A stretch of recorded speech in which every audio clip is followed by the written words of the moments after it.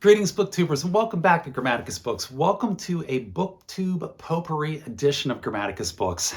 I've had a couple of loose ends kind of hanging out there for a couple of weeks, but they really hadn't reached critical mass to the point where I had enough material in order to do a video. And I think we've hit critical mass, so I'm going to go ahead and do this video and put it up here on the channel. And we've got three things that I'm going to cover. I've got a mini book haul to go over, including a late arrival from the Brattle Bookshop, the famed Brattle Bookshop in downtown Boston. Steve Donahue's Home Away from Home over on his fantastic booktube channel. I've also got a story that popped up, something that happened here that really brought home to me why it is that I collect and buy vintage science fiction and fantasy books, and I want to share that with you guys as well. And then the final thing is while I was going through my collection and was organizing some things, I stumbled upon a old pulp magazine, an old science fiction fantasy pulp magazine from 1958 that just had a treasure in it, an absolute gem that I didn't realize was in my collection, that frankly, it just kind of gobsmacked me. And I wanted to share that with you guys. I think you guys will find that really interesting. So let's go ahead, let's get into it. We're going to start off with a mini book haul. What are the books that have come into the channel here within the last couple of weeks? And these are the first two that came in. A pair of books by Robert A. Heinlein. They were sent to me by Neil. Neil is a friend of the channel. He's sent me other books in the past, including this one here, The Ship of Ishtar by A. Merritt, which is just a wonderful fantasy novel, originally published in 1924. But recently, Neil sent me these two books. These are two Robert A. Heinlein books. The first one is The Expanded Universe. This is an A science fiction publication from 1985, and this is a collection of Robert A. Heinlein's short stories and essays. And I'll show you guys the list here. It's the table of contents. It's quite substantial, and you can see it's quite a thick book. So thank you very much, Neil. I certainly appreciate this greatly. And I would definitely get to that. Now, those collection of short stories, I'm hoping that within that expanded universe novel there, that there is one of those short stories that allegedly has an afterword to it, and hopefully the afterword is included, that deals with Robert A. Heinlein talking about his novel, The Starship Troopers from 1959, and dealing specifically this afterword to the short story about who could or could not vote in the Terran Federation. And if you follow the channel at all, you know that is an absolute hot button issue here on Grammaticus Books, that I've done a couple of videos on this very subject. It generates a lot of debate down in the comments section. And a number of viewers brought up in the comments that this afterword to this short story existed, where Robert A. Heinlein talks specifically about who could and couldn't vote. He does a little bit of an update, we'll say, in a short story that occurred decades after he wrote his book, and I'm hoping it's in this expanded universe book right here. If it is, I will certainly read it and bring that out to you guys here on the channel. So we'll find out if that's there. The second book that Neil sent me is The Past Through Tomorrow by Robert A. Heinlein, and this is a collection of his future history stories. I'll read you the back blurb off of this, and this is a Berkeley science fiction edition. Here in one monumental volume are all 21 of the stories, novellas, and novels making up Heinlein's famous future history, the rich, imaginative architecture of man's destiny that many consider his greatest and most prophetic work. Now, I have not read any of the future history stories. I think I read The Roads Must Roll, which technically falls into that, and maybe one other, but by and large, I haven't read these. I believe, I'm not entirely sure, but I believe that they revolve around his character Lazarus Long, or at least in part revolve around Lazarus Long. So I'm assuming that that's Lazarus Long there on the cover of this book. And then you've got some rocket ships and a nice painting on the back of it. So again, thank you very much to Neil for sending these books. I sincerely appreciate it. Those are fantastic books. The other book that I got is I went out to the used bookstore that I like to frequent, and I picked up a book in anticipation of Garb August. Now, Garb August is an event that happens in August where you just read trashy novels. And by trash, you don't necessarily mean a bad book, but one that you might not necessarily want your neighbors to know that you're reading. And there's nobody for writing trashy novels like Lynn Carter. Lynn Carter is kind of the king of trash, in my opinion.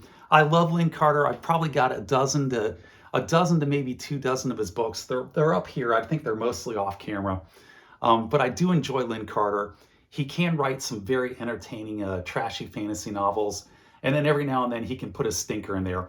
I'm hoping this one is not a stinker. This is Under the Green Star by Lynn Carter. Really nice piece of vintage fantasy artwork on there by Tim Kirk. And Tim Kirk also does some interior artwork in this book. And right inside of the inside cover, you've got this dragon on a tree. But for some reason, they printed it with excess paper.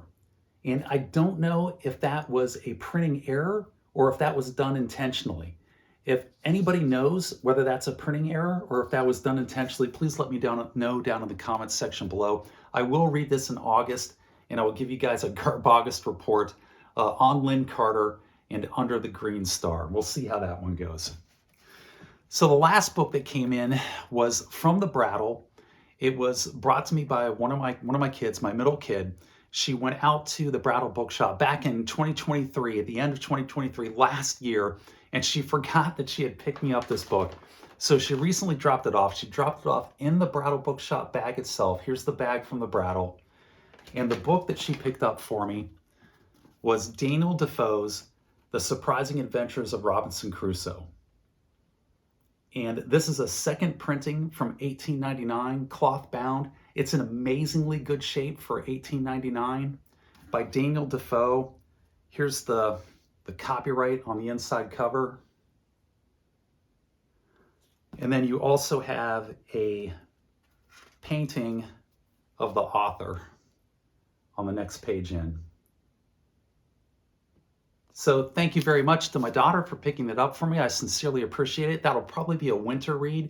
I'm guessing that's going to be like a cold winter's night book here in the future, here in 2024. I'll knock that one out in the wintertime. So that was my book haul. So that brings me to part 2 of this episode, which is why I collect and buy vintage science fiction and fantasy books. And what happened is I recently read, and my last video was a review of Pierre Boulle. It might be Boulle. I'm not sure exactly how to pronounce his name. He's French.